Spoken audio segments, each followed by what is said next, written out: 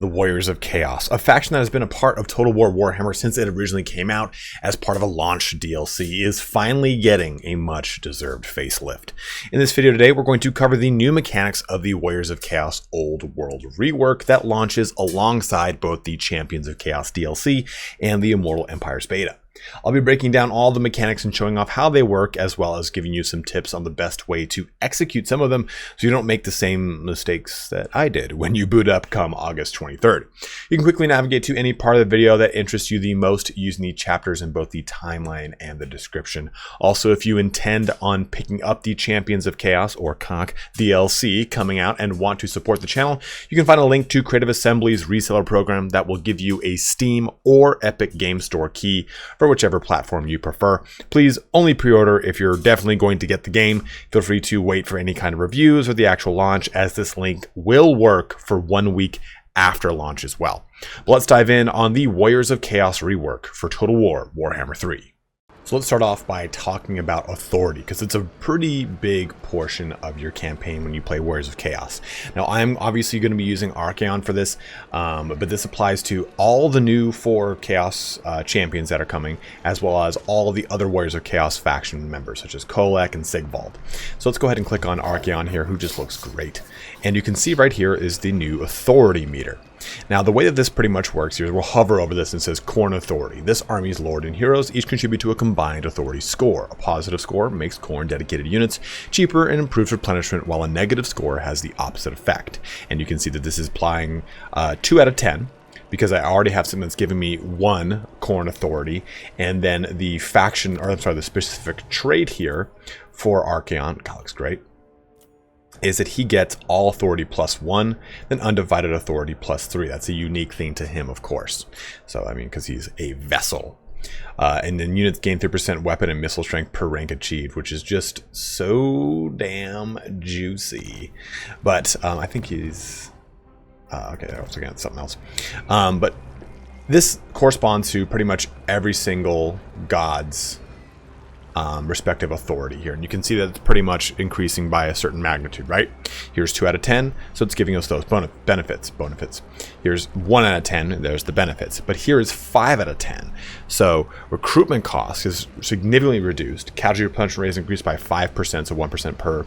Upkeep minus 10%, so minus 2% per point of authority, and then Warband upgrade cost minus 10% as well. And that is another thing that's kind of worth pointing out, but we'll get into that in just a second here. But that authority can be influenced by this. So Brass Collar of Khorne. Khorne's authority +1 in own army. So every time you put this hero, who looks, again, badass, into an army, it increases that army's overall authority. And you'll see that on any lords or units that you recruit. And the authority can then be influenced by things like skills that you've seen before. You can even, I'll hover over it and it says, like, you know, I thought this said something about skills. Nah, never mind. But it can be skills, it can be technologies, it can be weapons, items, it can be dilemmas, whatever it is that increases or decreases authority for a specific god or undivided as a whole. But authority is a very, very big portion of the game, and I wanted to go into that first. Now, sticking with the, I guess, the theme of talking about armies, let's go ahead and press the Warband recruitment button. So this now reflects the new raise dead mechanic that the vampire counts benefit from. Essentially, the way this works is you have these units you can pull from. This is 0 out of 1, 1 out of 1, and 1 out of 1. And it even says here, this unit is most likely to be found in frozen climates or provinces with high chaos undivided corruption, with a high likelihood if a province has both. The number and type of units available in a province and their replenishment rates are affected by local corruption, climate, and buildings. So as you move from province to province, you might actually be able to pull different units into your warband as you're moving around. And what I really like about this is it allows you to create this really cool kind of custom kit hodgepodge chaos army, rather than just kind of slowly building up one specific unit. It has a really good feel to it, and you feel like you're this unending tide of all things chaos moving south, right? And I really enjoy that. So once you've recruited something, let's just go ahead and click a Marauder. Chaos Warhounds will recruit those, no big deal. And then they come down in here into your army. And you can see here that By the way, also the presence of units in the army increases your authority. I forgot to mention that. So you can see here we've got a Chaos Warrior of Khorne, we've got some Chaos Warriors, we've got some Knights of Tzeentch, some Hellshires of Slaanesh. I don't think we have... Oh, Spawn of Nurgle right there. So if I click this button then, we now have the new Warband Upgrades panel. And this will be determined upon your technology, your authority level, what type of stuff you've unlocked, and what type of unit you're looking at. So if we take a look at just a Marauder, Marauders can go into Forsaken and then into Spawn. Or they can go up here into Chaos Warriors, Warriors with Great Weapons, or Warriors with Halberds. Then, consequently enough, those guys, well, these two can jump into the chosen counterparts. Well, I guess all three of them can, never mind. They can jump into their chosen counterparts thus of. So if I click on this, I look over here, it says requires technology, Rite of Ascension. And then the warriors themselves can go over into Chaos Knights or Knights with Lances. So you have a lot of ways to kind of upgrade things laterally or into different things entirely. Like the Aspiring Champions can come down and become spawns. Or you have got Marauder Horsemen, which I don't think I have any default of. I don't.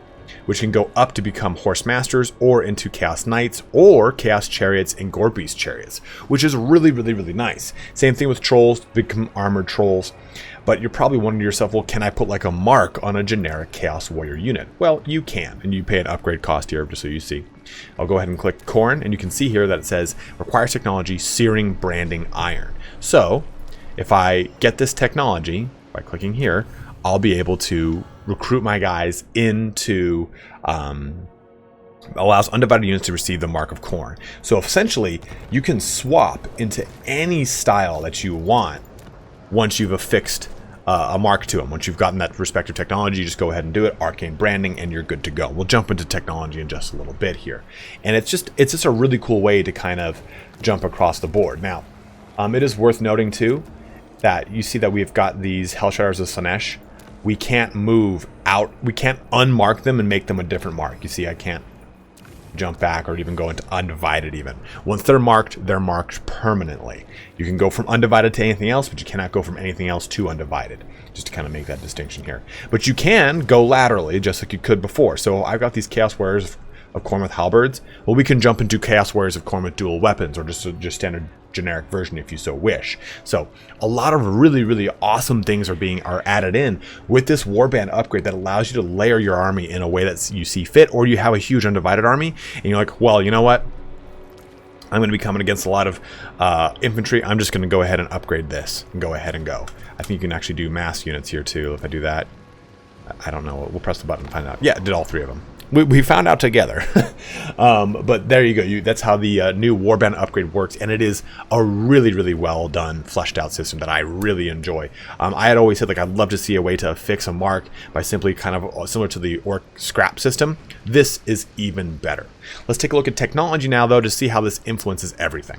So here's the technology tree at day one. And I tried to do this video as spoiler free as possible so that it didn't ruin your experience of your Warriors of Chaos playthrough. I will be jumping forward a little bit later in the video, but not enough to really make much of a difference. I think it's like turn 15 or 16. Again, not enough. So you start right here, Scrutiny of the Dark Gods, which is going to give you unit experience. And then you kind of have to make a choice. Do I want to go into Nurgle, Khorne, Tzeentch, or Slaanesh? And that really kind of swings how your mark accessibility will go. So if I click this button, we're going to go ahead and go north into Dark Diplomacy, which, take a look at this. Allegiance points for alliances and vassalage with Skaven, Beastmen, and Norska. So you can have Skaven vassals, which is a really, really, really cool thing. We're going to go into that, how that works with the Dark Fortress mechanic in just a bit here. Then Erection of Ruinous Monuments, which unlocks hero recruitment and post-battle loot bonus effects for altar improvement buildings and what have you. You probably hear my Zojirushi rice maker going off right now. But then you go into Arcane Branding Iron, and now I can make Mark of Tzeentch, and this gives my Aspiring Champions 800 barrier points and Dark Meditation. Now, if you take a look here, is where things start to kind of sway. Okay, now I'm losing Nurgle authority, but I'm gaining Tzeentch authority for all of my armies. Excess, same thing. I'm gaining Slaanesh, losing Khorne. Over here, losing Khorne. I'm sorry, losing Slaanesh, gaining Khorne, losing Tzeentch, gaining Nurgle. So as you go further and further towards the blessings of a specific type of god, you basically it makes it harder to field the other gods' respective units. And I'm just kind of quickly hovering over these for those that are kind of interested in what these are over here. A lot of things that boost up vassal tribute and stuff like that are all like Slaves to Darkness here. Upgrades Gift Undying Oath, we'll take a look at that in a bit. It's pretty cool, but this stuff kind of helps out with vassalage. You'll see there's a lot of things that really kind of boost your vassalage here. But Demonic Pact and Gaze of the Dark Gods are going to give us authority towards all, and maximum active gifts for Gifts of Chaos Undivided +1, which again, we'll get into in just a little bit here. But it's a really well done, fleshed out technology system that allows you to really kind of custom tailor build out your specific playthrough in Warriors of Chaos. Let's go now into a little bit more with the gifts and the Dark Fortresses. So on turn 1, Archaon starts right here in the Blood Marshes, and he is very close to this location, the Writhing Fortress. You can see here that this is a Dark Fortress site, so this is pretty new now. Prior to this, you know, you pretty much would just you would destroy buildings, you'd raise an idol in dedication to a god, and you'd move on. Now, you have these Dark Fortress sites. So let's go ahead, and next to it you have basically in the Chaos Wasteland and Norska, an indication of what type of settlement, or who has this settlement within their quote-unquote homelands. So this says, taking the settlement will provide you with this Norskan vassal. So let's go ahead and attack this, and we'll just auto-resolve through it. Hopefully we actually win. Okay, I have it on like normal to make sure I can do all this stuff easily. So now we have some options. Occupy and Vassalize, which is going to give us some souls, which is going to be important for what we're about to talk about. Sack or Raise. So obviously we're going to go with Occupy and Vassalize. And now we have that Norskan tribe that immediately becomes vassalized to us. And here they are right now. So if we look across the map at this next location, Monolith of Bubonicus, we see that this is also a part of this Norskan tribe's homeland. So you now have an option. You can go and destroy these locations. You can take them for yourself and erect a single building there. I'll show you those building options in just a second. Or you can offer it to your vassals. So what I will tell you in my short playthroughs of Archaon here, anything that is not a resource, which there's a resource right here, don't take it for yourself. Just offer it to your vassal because it makes your vassal stronger. And with this new vassal system, which by the way, this is the new allies and vassal screen, they are actually pretty good at swarming anyone that attacks you. Boris Ursus starts right here. And in my playthrough, he attacked me and I had both my vassals just go right for him. And they made short work of him. It was actually pretty sick.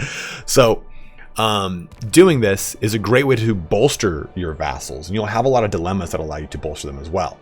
And you don't really need to do a bunch of management. What you want to do though is find any location though that is a Dark Fortress, because you can see here we have a ton of buildings we can access, and the building is a little bit different here for Chaos, because now that you have this whole system of going through and upgrading units, you don't have to worry about, okay, well, when do I make Chaos Chosen? Bro, you just get the Chaos Warriors and the Chosen make themselves. So they have to be rank 7 and then they become Chaos Chosen as you so wish. So you make the first building, Fighter's Lodge, which gives you Warband upgrade cost minus 5% for all units, hero capacity for heroes, unlocks your recruitment of exalted heroes. And as you go up this, it makes Warband upgrade costs even cheaper. So I like that basically the first building and almost all of them, exception of this, right? Pretty much just gives you access to all the units, and I guess in the Marauders. But the rest of these just give you a lot of really cool passive bonuses that makes marauding through the land a little bit better, a little bit easier. And then you get a really nice, strong defensive building that you can take advantage of, and you can kind of hold your hold land. Hold your hinterland, your homeland, whatever you want to call it. Here's your armored tower, your defensive building, which you get Vermin Slayers, Skull Hall, Treasure House, and then your strategy chamber, which is going to help increase income from all buildings plus 40% in adjacent allied or vassal regions, which is really, really, really cool. So I like to kind of just do this and this. So let's go ahead and jump forward a little bit and go ahead and take over the Monolith of Bubonicus to kind of show you what those results look like. And then we'll jump into the Gifts of Chaos. So we went ahead and we destroyed the Monolith of Bubonicus, but we have some options, right? We can gift this to the vassal, sack the settlement, and give it to the vassal. The vassalized Norskan tribe. If the associated faction has been destroyed, they will be resurrected and become your vassal. So even if you lose your vassals, you can just bring them back to life, which is a really cool mechanic. You can abandon a settlement and then come back to it and basically resurrect a faction if you so wish. But And I know I said to gift this to the vassal more often than not, but I want to just show this really quick what the build slots are. So we're going to press occupy here, and we get this location. We can occupy it, and I'll press this button, and you can see that we have some, the provincial capitals, of course, is Chaos Altar, which helps out with the corruption and casualty replenishment. But then we can get Ritual Hut, a Bleeding Ground, effects and lockman technology erection. So this can get you Exalted Hero, a recruitment, or the Twisted Relic. And a lot of stuff is linked to that erection of ruinous monuments, right? This is going to help out with income from post-battle loot. Then you also get a defensive building with a Warband camp. But another thing I wanted to show off with this is that we now have the province secured, and we've got commandments. So here's the 4 commandments. Foster the cults, which helps out with chaos undivided corruption. Exploit vassals, which is going to reduce control, but local warband recruitment costs is reduced, plus 20% replenishment chance for undivided marauders. Construction cost minus 10% for all buildings. And then we're going to have they've come to the wrong place, which basically is just going to hinder anyone coming towards you and give you some melee defense bonuses, as well as portent of doom, chance of plague spreading minus 40%, hero recruitment rank, and then recruitment cost reduction. Keep in mind too, you do get some benefits here, even from Slanesh corruption, income from all building minus or plus 4%. So if you do get corruption of other places in your territory, it's not like it's going to be terribly antithesis to you like it has been for, say, a specific chaos demon. But I did want to kind of show that off because it is important. You now can inhabit these outposts, and as an extension of this statement, be careful what you decide to attack, occupy, raise, and hand over. Say, for example, here, the Pillar of Skulls. This is a Skaven held location, and I know that Tribe Slaughter is as well. All 3 of these are Skaven held by the same Skaven clan. If I destroy the Pillar of Skulls and take it for myself, take the Tribe Slaughter, and then, is that Tribe Slaughter or Tribe's Laughter? You be the judge. And then go to Carrick Doom, and then destroy them, I lose the ability to basically vassalize the Skaven, because I want to take Carrick Doom because it is a Dark Fortress location. So with the Dark Fortresses, you want to make sure you're taking locations for yourself, but you want to be able to, if you want the vassal, save a spot for them to become a vassal, right? So if you give this away and take this for yourself, then take Carrick Doom, you lose the vassal. You'd have to abandon a location and give it back and go reconquer it for a vassal. So I'm just saying ahead of time, when you jump into your game on the 23rd, just make sure you're kind of mindful about how you destroy or how you take over the provinces, the settlements within a province, so that you maintain any vassals that you so want. Now, links to this is the gifts of the gods here, the gifts of chaos. So let's go into that mechanic now. So here is the new Gifts of Chaos screen. It's pretty cool. It's kind of got some interactivity to it. Like, okay, with Nurgle, you see the little flies kind of jumping out of the skull there, and if I move my cursor, the flies like bat away. But if I click on them, I kill the flies, and I hate flies, man. Let me tell you, fuck a fly. Over here at Corn, I click this, kind of cool. Click this little guy, it's kind of cool. Click that little guy, kind of cool. I probably shouldn't have shown you that. Probably should let you do it yourself, but I found it so cool. I was giddy when I found it. So you have this new resource here called Souls, and Souls are harvested from battles, looting, sacking, and raising settlements, paths to glory, which I'll show off in a bit, events and vassal tribute, and then they are sacrificed via events, Gifts of Chaos, paths to glory, and rifts. So right now we are gaining 25 souls.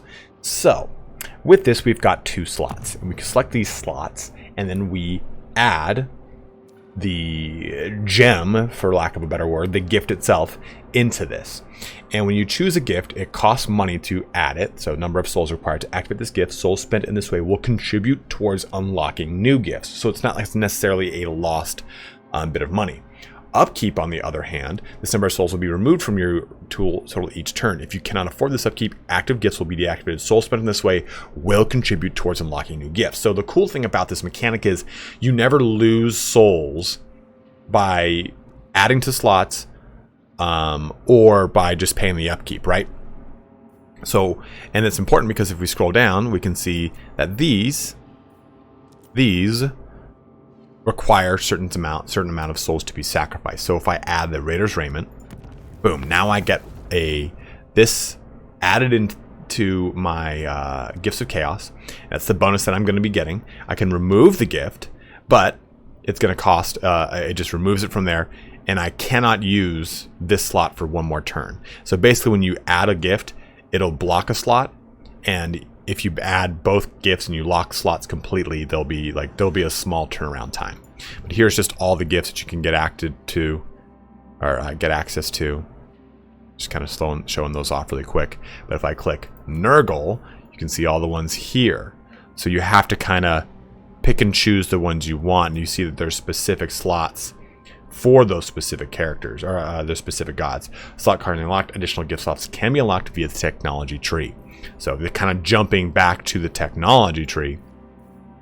And we'll do that when I show off this next thing, but just to kind of go through these really fast so that people can see them if they so wish. And because this is early access, I just like to kind of show this part off. Please feel free to pause, look at whatever you'd like. Look at this. Look at the Eye of Tzeentch. It watches your cursor. See? Ooh, so cool. So if I go up to, let's just go to this one, Blessing of Blood, Army abilities summoned from beyond. I have to have this technology. So I click this button, boom, it immediately just shows me where was it? What the hell? Yeah, it's one of the technologies. Oh. Is it this one? Wait a minute. Why am I dumb? What does it need? Effective granted by technology. Oh, there it is. It didn't jump to it the first time. It was a bug. It was a bug. So Bloody Summons is what you need. So another example too is this one right here. Allied recruitment costs reduced by 25%. If I press this button, Slaves to Darkness is the technology you need. So the technology tree is very woven into these new mechanics in a really fun way that I think is really immersive, rather than the technology tree kind of being the side thing that you just kind of invest in here and there. And I really, really, really like that kind of mechanic and how it plays itself together. So these gifts of chaos ultimately do something. Aside from obviously giving you the boon. You have the Eye of the Gods. The higher the number of active gifts of chaos you have, the more the Eye of the Gods is drawn to your faction. Once the meter is full, a dilemma will offer you powerful rewards. So right now we only have one active, and if we were to go ahead and I'll press the end turn time. It takes 16 seconds to go through this or so. So if we have only one chaos gift active, then we will only basically move that little gauge up one nodule per turn. And I say nodule because there doesn't seem to be a set of number here, right? As you can see, gained gifts of chaos 1. If I had this second one active, let's just choose another one just quickly. Here, this one. This will give us gifted units. I can talk about that. So now we will be instantly added to your gifted units pool every 3 turns afterwards. So if I click on Archaon, I've got the gifted units button. I can click this, and I now have a max capacity, by the way, of gifted units. So you can't just kind of go willy-nilly here. But now I have that unit added in, and every 3 turns, I will get another one of those put into this pool where I can then recruit from them, which is pretty cool. But this will now, next turn, it'll say 2. So basically the Eye of the Gods will ramp up, and you can pull from it and get a dilemma. So let's cut forward a little bit and show you what that dilemma looks like. So there you go. This is the dilemma. Now, it's not the same. There are 4 different random boons that will hit this menu, and you have to choose. So my legions, okay, this is going to give me campaign range 100% after winning a battle. Or my underlings, +1 capacity for sorcerers. Gifts of choice and activation cost -75%. So if you're gifts of chaos, I meant, sorry. Or my fortresses. This gives me Nurglings and Plague Drones of Nurgle. So, these things are cool. They're just little nice benefits that happen every set amount of turns. So, for example, I'll just press my fortresses, and there it goes. It's good, and it shows me, hey, the Eye of Gods has been shut. So that kind of gives you an idea how these systems all play into each other. Again, with the technology into the gifts of chaos, into the Eye of the Gods, the souls going back into, of course, the gifts of chaos, and then how that all will, the technology tree and everything, go into your overall authority, and the units in here and everything like that will pay into this. And just to kind of show this off a little bit ago, I know I talked about how, hey, you know what? If you have the right technology, your Warriors of Chaos can jump over and become marked characters, and there you go, just like that, they become marked. And 2, if I wanted to jump up to a chosen, I would need to be rank 7. So there are certain requirements you would need to make any kind of jumps necessary, like this one, you know, requires 1,000 blessings and must be rank 3. So anything you need to do, oh, it must be rank 5 to go Chaos Warriors, because remember, Warriors are ascended more or less Marauders. So you do have this kind of nice layering built into it. You can't just kind of recruit a bunch of units and just kind of jump all over the place. So it makes any kind of technology that increases the recruitment rank of things way more valuable, because that means you can actually jump it up in the Warband upgrades much faster. So there is one more mechanic I want to quickly go into, and it applies to both heroes and lords, and that is the new Path of Glory mechanic. And to close us out, we're going to talk about the Path to Glory, the new mechanic here. So we have Karen Bashir from Deep Space Nine lore, and we can see that the new Boons of Chaos and Marks of Chaos are active. And how these work are basically just like the Ogre Kingdoms with the Boons of Chaos. You will do any number of things that will then result in benefits. So for example, Impenetrable, win a battle against an army containing 5 missile units. It's going to give you 10 missile resistance, and then the passive ability Chaos Armor. Now for the Mark of Chaos, you can spend souls to then affix a mark onto one of your lords or your heroes. So for example here, Marks of Chaos, for devote to Khorne or to Slaanesh once they reach rank 5. Or you can ascend to Demon Hunt Undivided. So one thing to note with this, if you do devote to a specific god, you then would ascend to that respective god's demonhood or that demon prince. But here's the demon prince profile, Demonic Onslaught, Purge the Weak, the Lore of Fire, and then Paragon of Ruin. Those are just the kind of unique abilities that you would get here. And here's Weapon Strength and its breakout into AP damage. And another thing that when you devote to Slaanesh, you also have this ability in skills. So you get Rule of Chaos. The dominion of chaos grows larger each day. Soon the whole world will be under its sway. And it's going to give us Undivided Authority +4. Well, if I switch on over to not Undivided, these things that are going to give me Undivided Authority are now going to give me that specific devoted god's authority. So just kind of note those, that anything that you're looking for that gives you Undivided Authority in your skills will get converted when you do choose a devotion here. And from what I understand, the devotions seem to be pretty random. So this guy does have the Brass Collar of Khorne, and I think that this guarantees he would have a devotion to Khorne, but I cannot tell. For example here is our Exalted Hero. Obviously, they cannot ascend here to a what's it called? A Demon Prince, but they get the Boons of Chaos nonetheless, and they get the ability to devote, and they also have their own abilities to increase the authority in the respective army that they're in here. So you do have those abilities. But let's click on to Rulek here. He is a Chaos Lord of Death. Path to Glory, he can ascend to becoming a devotee to Nurgle with the lore of Nurgle, or a devotee to Nurgle with the lore of Death. And you're probably thinking to yourself, in the same way that I did, that if you just simply recruit a Chaos Sorcerer Lord of Death, then they can become Nurgle. Well, what if I click Shadows? Doesn't that mean I should probably want to be able to go into Slaanesh? Clicking into the Chaos Lord of Shadows, it is not the case. Now, you can see that he still is only going to be choosing the lore of Nurgle, or I'm sorry, devoted to Nurgle, both options, lore of Nurgle or lore of Death. So it's a cool way to switch lores. You could make that argument, but and keep in mind that this is still in beta, and this is the beta to the beta, right? So this might change by the time that it actually comes out, and I would really love to see it change, because maybe I just recruit my Lore of Shadows guy, and that's the one that goes into Slaanesh, if I so wish. But you can also see, though, for the Chaos Sorcerer Lord, they can get bound spells, like Penumbral Pendulum. End your turn with over 80 winds of magic. That's a pretty easy way to unlock that, or bound spell, Portal Glyph. So you have a lot of really cool ways that the Boons of Chaos can give you a lot of really badass abilities for your characters in Total War Warhammer 3's new Warriors of Chaos rework.